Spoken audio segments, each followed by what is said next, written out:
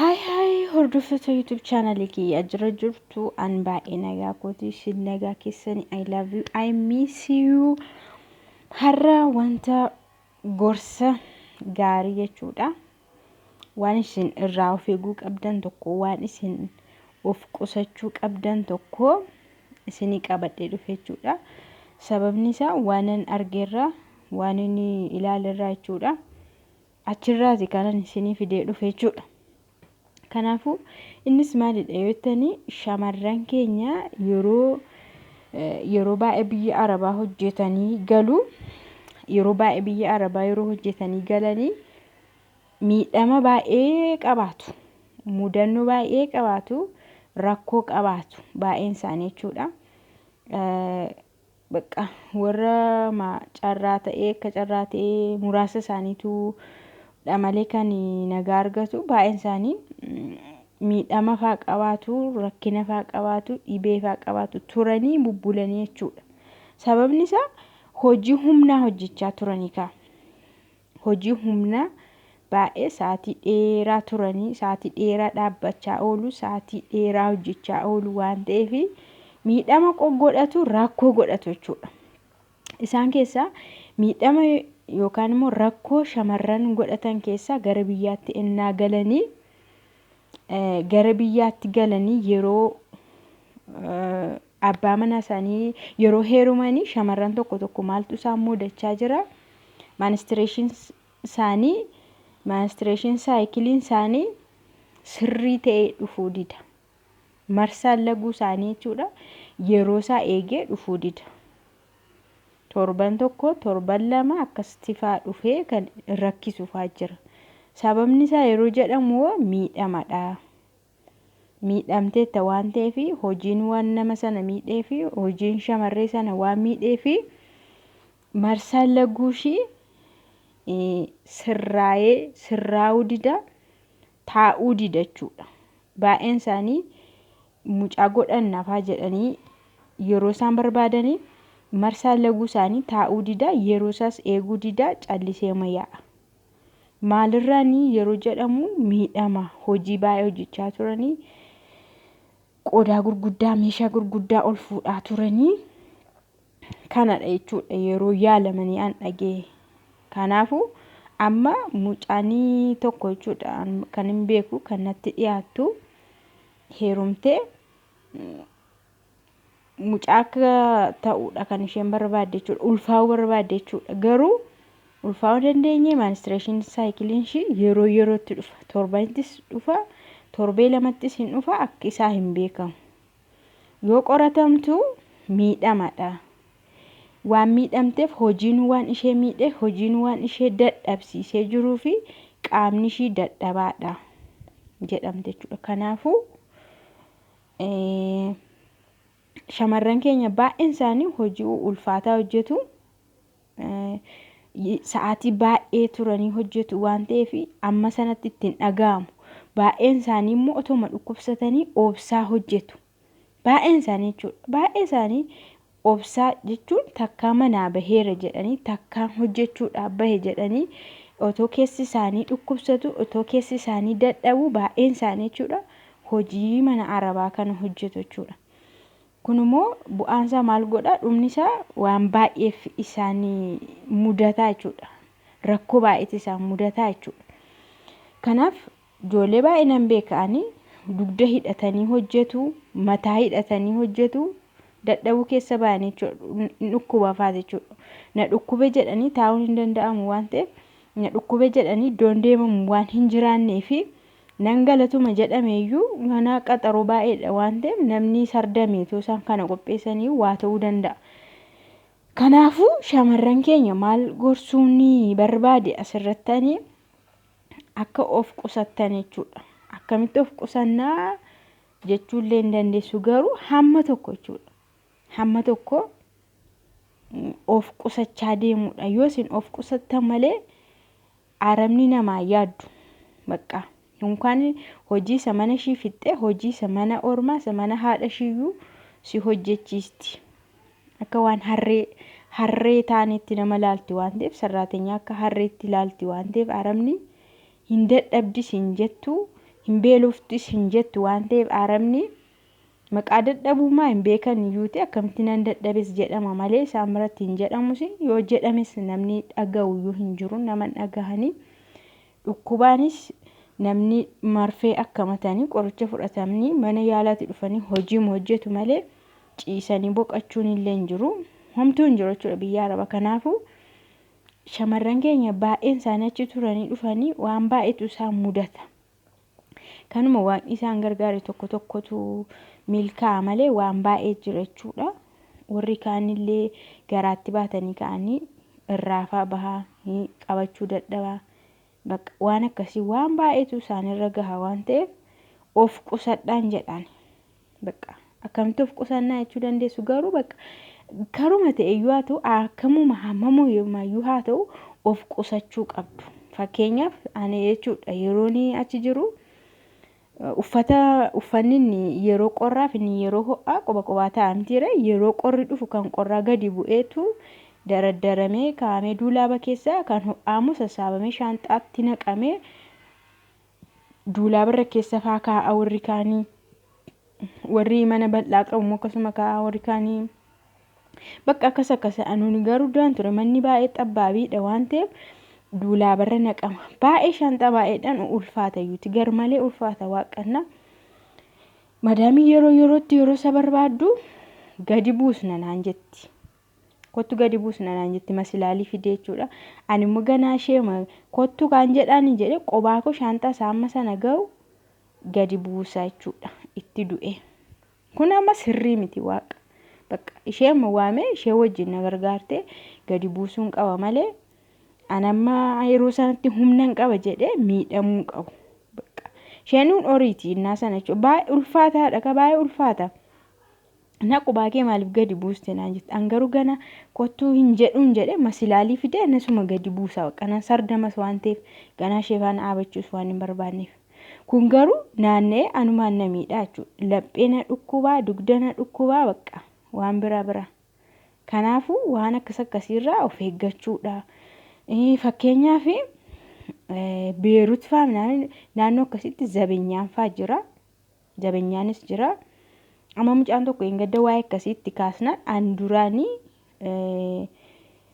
kan zabeenyaan faa hojjechuudha malu waan amma kiiloogiraama 40-50 faa ulfaatu gana zabeenyaan barbaadu gana zabeenyaan baasu jedhe fi makoo harkisee gadi baasaa jette amma garuu innani yeroo sana hojjedhaa ture mucaan hin gadda as turte jechuudha shuma hin gadda as turte illee argitan liivii irratti na sodaadhallee qoosaa turte jechuudha kuweetiinis hojjetteetti beerutiinis hojjetteetti na garuu amma baay'ee natti dhaga'ama nan dadhaba keessatti jettee baay'ee na dadhabsiisatte karaa baay'ee deemuu danda'u xinuma shiyyoon deeme nan dadhabsiisa jette na humna koo gizee sana fixeedha amma kanatti dhaga'amaa jirutti kun amma sirrii miti jechuudha hojii sardamuu isanii sakan nama biraa eegu nama biraa faana hojjetamu namni nama gargaaru namumti nama haa gargaaru jechuudha achumaa ta'a maaliif sardama yeroo kanatti namatti hin beekamu wargit yeroo sanatti namatti hin beekamu too waan guddaa hubatanii yeroo sanatti tumaa miti garuu suuta as ba'aa deema dhaga'amaa deemu jechuudha kanaafuu of eeggannoo jechuun kanadha bakka of eeggachaa deemudha waan gurguddaa qobaa fuudhuu dhiisuudha waan ulfaatu humnaan ol fuudhamu waan akkasii na gargaara jechuudha hin danda'u jechuudha qofaa kun danda'u jechuudha bakka kanaafuu of eeggachuu qabdu malee yeroo galtanii jireenya keessan isa hafe miidhamuu qabu jireenyi keessan inni hafe isin jala tabalaashawuu qabu jechuudha dadhabuu hin qabdan baay'een isaanii ammas dhufanii miidhama baay'ee qabu waan ta'eef rakkisaadha bakka mucaa da'uu jechuun immoo waan baay'ee barbaada waan ta'eef waan baay'ee eetuu ilaalama waan ta'eef baay'ee rakkisaadha jechuudha da'uudhaaf rakkisaadha namni miidhame namni miidhama qabu rakkina qabu minaamin ofii masaayyuu dhiigichi taa'ee kee ofii masaa ba'a mucaa ta'eerannaadhaan hin ba'a zim jedhee mafaa dhangala'a inni kaan immoo turee mafaa ta'etu rakkoo uumaa jechuudha waan baay'eetu jira isin waan hin dhageenyeef waan hin argine malee waan rakkoo dubartootaa irra jiru waan baay'ee jechuudha rakkina baay'ee qabdi Kanaafuu mucattiin nama na gaddisiiste baay'ee jechuudha. Kanaaf miidhama akkasii qabda waan ta'eef taa'uu hin danda'u yeroo jedhamtu ganaa ijoolleedha. Baay'ee tokko na gaddisiiste. Kanaaf garuu yaalii mayyaalamti garuu gara fuulduratti maal akka ta'uuf ani hin beeku. Kanaaf ani immoo achirraa maalin hubadhe of eeggachuu akkasiin qabdan, of qusachuu akkasiin qabdan jechuudha. Hamma isinii danda'ame. Innaa mana sa'aatii baay'ee dhaabbatanii hojjechuu kanallee hojii qusatanii yeroo yeroodhaan gaappii anuma tokko hojjedhee fixeen taa'a jedhanii of lapheen ofii amma afarsamutti hojjechuurra gidduu gidduutti tattaa'anii gidduu gidduutti kaa'anii gidduu gidduutti dhiisanii hojjechuu wayya. Anamma amala koo keessatti ishiniin hin jedha malee duraan jechuudha akka sirriin taane ammoo badheera ofii koo ammuma fixeen taa'aadha bakka. Achiinis ba'ee isinis ba'ee walitti waan barbaade godhee dadhabee fixee taa'u malee hojii kaa'ee aara galfadhee boqadhee itti deebi'u hin jaalladhu. Garuu al takkaadhaan yeroo hamma kana hojjetanii laphee namaa afarsa. Bakka hin danda'u. Yeroo lama kufeera mana madaamii keessatti jechuudha. Yeroo lama kufee ta'uuf hin beekin jechuudha. Bakka yeroon ilaalamu bakka akkan dadhabeedha jechuudha. Laphee koofaa dadhabeera. Keessi koofaa dadhabeera. Guyyaa tokko amma namni hirribaa ka'ee kufaa. Namni hirribaa innaa ka'u koo humna godhatee dadhabbiisa aara galfateetu deema malee hirribaa ka'ee namni hin kufu. Yoo hojjete hojii itti baay'ate faallee kufa malee an hirribarraa ka'ee tanan utumaan shintibeetii dhaqee as deebi'u nan kufe. Ofii wallaalee kufee jechuudha. Guyyaa tokkos akkasuma utuma mana keessa deddeemu nan kufe. Wambariin akkasiillee jira safaarratti kan kufee iddoo ta'e koon buruqeen dhiiginiyyuu waaqanna baase jechuudha. Gaafa san lafuma duwwaasaa irratti hin kufe. Rakkina baay'ee jira jechuudha biyya Arabaa keessa. Kanaaf hammamillee haa ta'u jechuudha haa baay'atus hojichi gaappiitti godhanii hojjechuu wayya. Gidduutti boqonnaa fudhachaa nyaatammoo nyaachaa. Iddoo tokko amma fakkeenya mana Arabaa tokko nyaanni sirriitti hin gala. Aannan faa sirriitti jira hin gala. Mana tokko immoo hin dhosku iddoo gorfaa isaanii faatti warri firiijii kaa'anii firiijii xinnoo kaa'anitti qoollofanis jiru. Madaamonni warri kaanichi warri qotqaaxxaan iddoo ofiishii gorfaashitti firiijii xinnaa keessee aannan faa waan akkas wanta yeroo sana dhugamee nyaatamu achiifaatti qoqollofti. Warri gaggaariin immoo maxbaquma keessa kaa'u. Kanaafuu tokkoffaan hojii sirriitti hojjettu waan ta'eef nyaachuullee qabdu. Ganama bariidhaan kaataniillee nyaachuu qabdu. Utuu hojiin hojjetin. Barii nyaattanii kaatanii hojjechuu qabdu malee hojjettanii kaatanii nyaachuu hin qabdan. Bakka nyaataanillee dadhabbii sana hamma tokko cufuun hin danda'ama. Nyaataan dadhabbii sana hamma tokko iddoosaa walitti namni nyaata qabu baay'ee miidhama hin qabu. Nyaatas dhabanii yoo hojiinis baay'ate namni kanaan miidhama. Kanaaf kanan jaalladhu sanan jaalladhu jechuu isa fakkeenyaaf aannan sana dhuguun baay'ee faayidaa qaba. Ganama bariidhaan kaanii aannan dhuguun baay'ee faayidaa qaba. Amma madaamiin waan akkasiin beektu qotqaaxxamte jechuudha. Sirriitti waan mana keessaa sirriitti gashiti. Manni duwwaa ta'uu hin jaallattu. Aannanii kana libaanii minaamin waan kana hundumaa firee sirriitti fiddii waan baay'ee fidde jechuudha. Maa nyaatte maa dhugde sin jettu. Aan hirribaa ka'ee fuula dhiqadhee aannan dura dhugayyuuti. Aannan dura dhuga saawwada nuskafee faa dhuga achi bakka akkasuma toon jechaa jedhu garuu callisee dhiisan tuffaafaa nyaadhaa burtukaanii faa muuzii faa kana faa irratti otoma nyaadhu misaanii gaachuudha ruuzii malee ijoolleen tokko otoo humaan nyaatti otoo humaan qammasiin ganama barii kaanii simjaanii gaffaxaa ol maali kan abbaa keesseeti moo kan haadha keesseeti kan afaan buleen gaatee itti dadhabaa oltu waaqa oddoo nyaata hin jaallanne warra hin jaallanne ta'eyyuu oskitee nyaachuu qabda. Kun dirqamadha oskee nyaadhu hin jedhin. Warri tokko Araboonni nama fuuldura isaaniitti nyaatus hin jaallatanii nyaata nama afaan nama socho'u warri jibban jiru. Araboonni tokko Isaan kana dantaa isaaniitu oskitee nyaachuu. Unqulaalii fa'aa qopheessattee nyaachuudha. Xibsiisaa gootee kubuziin jira waan ta'eef. Intini fa'aan fidu miti tuunaa fa'aa. Tuunaa gosa baay'ee jira. Hin jaalladhu illee jechuu dandeessu. Ijoollee baay'een hin jaallatanii. Hin jaalladhu waan jettaniif hin miidhamtu. Tuunaa fa'aa kubuziidhaan kana fa'aa nyaachuu qabdu. Foon waan ta'eef killee unqulaalii kana fa'aa nyaachuu qabdu. Daddaftanii innaasaan mana hin jira waan akkasii nyaattanii of eeguu qabdu. Qaama keessan eeguu qabdu. Nagaa keessan eeguu qabdu. Kanaaf nyaata gahaa qabaachuu qabdi dubartiin jechuudha. Qaamni ishee ijaaramuudha. Maaliif waan baay'ee isheerra jira akka gaafa deessu dhiigni ishee akka bishaanitti dhangala'u garmalee dhangala'aa jechuudha. Ani amma gaafa ndahee dhiigni ani itumaan ilaalu akka nama boonoo banee gadi gannaqu baay'eedhaan tuubbosa guddaan akkanatti gadi nama. Maal keessa akka gadi namu ani hin beeku. Iddoo kamii akka gadi namu san hin beeku. Garuu hammi sun na keessa gadi nam'ee jechuudha. Bahuudhaaf yeroo jennu bahuudhaaf jennee uffata sana ofirraa baasee kan biraa waan argee moodesii fa'aa godhadhee uffata kan biraa fa'aa uffadhee nan ba'a yeroo jedheen uffata qayyarachuuf ka'ee dhaabadhu of wallaalee waan san natti naannee nan kufe. Yeroo gaafuma sana jechuudha gaafuma ndeessan.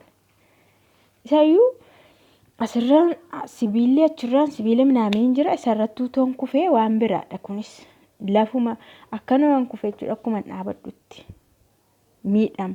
Dhiigni hammi sun dhangala'ee duraanis baay'ee hojjechaan ture waan ta'eef baay'ee dadhabaan ture waan ta'eef durattis bakka isheen tokko na bira ciistee jirti kutaa mada'umsaa keessadha. Isheen tokko deessee ciisaa jirti. Isheetu yeroo isheen iyyitu garas achi akkas bahanii kutaa isa biraa jiru ture doktoronni achii dhufanii 3 ta'anii achii na kaasanii yeroo isa isheen iyyitee jarri dhufan isa naheen dammaqe. Isa nahee yeroo na qaban akkas ilaalee maaltu maal ta'e hin jedheen. Ofii koo kufe of hin beekne kan of beekemti kan kufe. Isaa booda yeruma sana haqni koo hundi isaanitti dhadhaga'amuu jammare. Malee baay'ee rakkoodha waaqa yeroo akkas dhaabbannee deemnu waanuma normaal buutuu waan akkasii fakkaata qaamni keenya. Kanaafuu of eeggachuu qabduun jedha. Akkasiin of eegdaniif kana hundumaa kan walitti qabeessinii gorsaa jiru nyaata sirriitti nyaachuu qabdu. Namni nyaata nyaatee miidhamu waan ta'eef baay'ee sin dadhabu waan ta'eef jechuudha. Hojii jedhee nyaata dhabnaa baay'ee miidhama namni sun. Baay'ee tokko rakkata. Yoo as dhuftan illee baay'ee tokko bakka waan baay'ee jira waan ta'eef biyya keessatti. Yoo heeruman illee waan baay'ee jira. Kanaafuu of eeggachuu qabdu, of qusachuu qabdu. Nyaata nyaachuu qabdu, hojiirraa of qusachuu qabdu. Bakka gorsa kana sirriitti hojiirra oolchaa isiniin jedha. Ciao.